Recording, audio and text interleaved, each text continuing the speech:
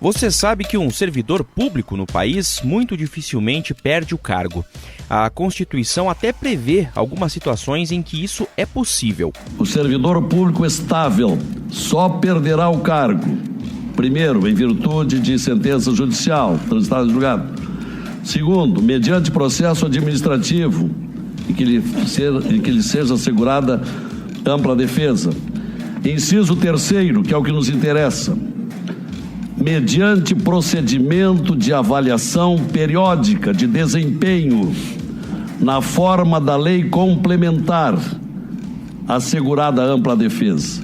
Lei complementar é o que nós estamos fazendo, cumprindo uma obrigação. 21 anos depois. Mas esse último tópico que você ouviu aí, sendo relatado pelo senador Lazier Martins, do Podemos, do Rio Grande do Sul, da demissão do servidor público por fraco desempenho, até hoje não tem uma regulamentação, apesar de já estar previsto lá na Constituição desde 1998. Mas agora um projeto de lei que está sendo debatido no Congresso e já caminhou, quer disciplinar o tema. O objetivo não é desligar o servidor, mas esperar que ele seja mais produtivo. O propósito é quebrar a estabilidade.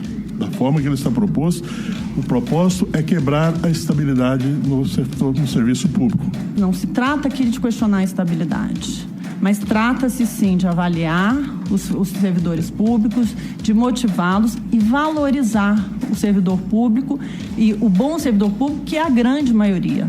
Mas a gente precisa identificar essas pessoas. O que se quer é funcionário produtivo, não é negligente, não é relapso, não é vagabundo. Você nunca vai ver uma entidade sindical proteger vagabundo.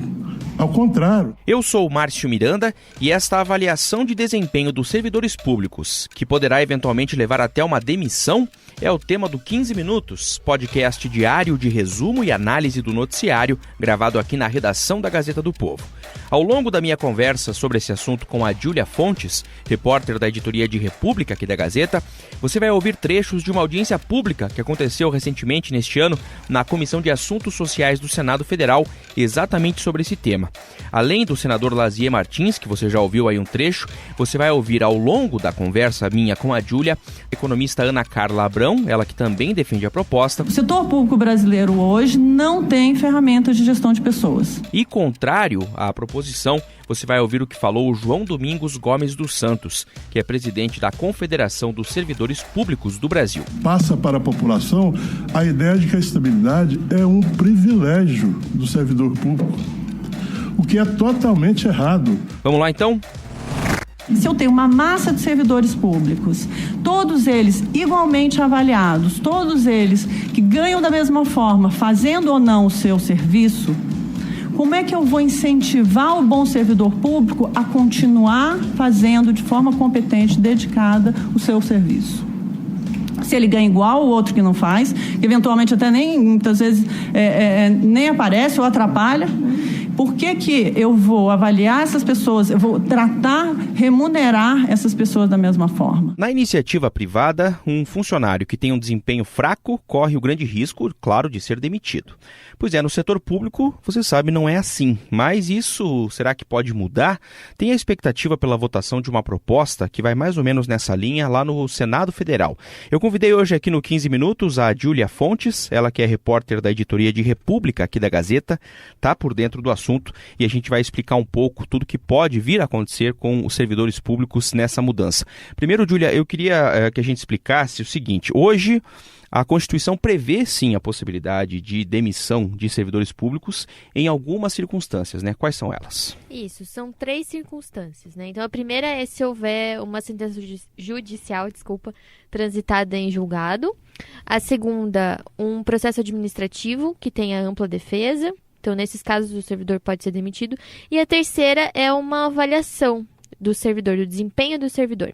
Essa terceira possibilidade está prevista desde 1998, quando houve uma emenda à Constituição lá no governo Fernando Henrique. E neste caso especificamente, a gente tem um artigo da Constituição, objeto de uma PEC que foi aprovada em 1998, que diz que também o servidor com baixo desempenho deve ser desligado. ou pode ser desligado. Só que desde então, essa avaliação não foi regulamentada. Então, existe a previsão constitucional, mas a avaliação em si não é praticada para esse fim. Existe a avaliação para progressão na carreira, né? Mas não para esse fim, que pode ser a perda do cargo. Então, é isso que esse projeto faz. Ele regulamenta a avaliação. A avaliação do desempenho de um servidor, né, que pode levar para a demissão. Exatamente. E esse projeto, ele prevê o que exatamente? Esse sistema de avaliação parece que tem uma sequência, né, de vários critérios aí, várias etapas que seriam cumpridas. Então... É bom a gente explicar também que já houve uma tentativa lá atrás de fazer essa regulamentação e o projeto tramitou naquela época por todas as etapas. Quando chegou para ser votado, emperrou e não foi votado. Agora, toda vez que houve uma tentativa em 21 anos para se cumprir a Constituição, sempre corporativismo bem localizados, e tentaram impedir e impediram. E parece que pretendem levar para o além, para sempre, para que nunca haja regulamentação do serviço público. Então agora esse novo projeto está no Senado, está pronto para ser votado no plenário do Senado, ainda precisaria passar pela Câmara se fosse aprovado lá, mas ele prevê é bem detalhado assim, como funcionaria essa avaliação. Qual é a ideia geral, digamos assim? Existiria uma comissão avaliadora composta por 3 servidores, sendo o chefe imediato do que está sendo avaliado, outro, um servidor escolhido pelo órgão de RH, de recursos humanos daquela instituição, e o terceiro, um servidor selecionado por sorteio. Então, esses 3 seriam responsáveis pela avaliação daquele servidor em específico. E isso seria uma forma de evitar, já é uma resposta, na verdade, à reclamação dos servidores de que, se fosse uma avaliação só pelo chefe imediato, poderia haver retaliação. Sim. Ou algum tipo de pessoalidade, né, no processo. Então, essa seria uma forma de evitar isso. Essa lei pode se tornar um instrumento pessoal do chefe, não é do gestor, não é do administrador, pessoal do chefe para fazer o que quiser em cima de qualquer funcionário. E é o chefe imediato, ou seja, o chefe de qualquer nível. E aí, como é que funcionaria? Então, esses 3 servidores seriam responsáveis por avaliar critérios do desempenho daquele servidor.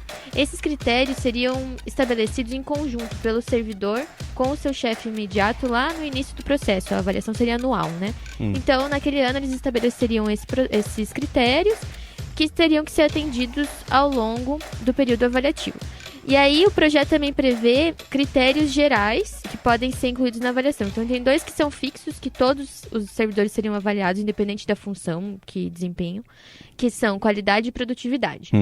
Aí, eles poderiam escolher mais 5 critérios entre uma lista lá que o projeto prevê. Então, tem vários. Por exemplo, foco no cidadão, inovação, capacidade de iniciativa, responsabilidade, e esses critérios estão previstos no projeto Tudo mesmo. no projeto, Daí tem uma lista, então, de critérios que eles chamam de critérios variáveis. E daí seriam escolhidos, então, 5 critérios variáveis. Cada critério variável responderia por 10% da nota, cada critério fixo por 25%. E aí, em conjunto lá com o servidor, seriam definidas metas, que seriam metas objetivas, né, para poder dar as notas para o servidor naqueles critérios. Então, cada um dos avaliadores daria uma nota para cada meta, eles fazeriam uma média, cada critério teria uma nota, e aí a nota total seria calculada de acordo com os pesos que eu falei, 25% para os critérios fixos e 10% para os critérios variáveis. E aí isso resultaria numa nota de 0 a 10.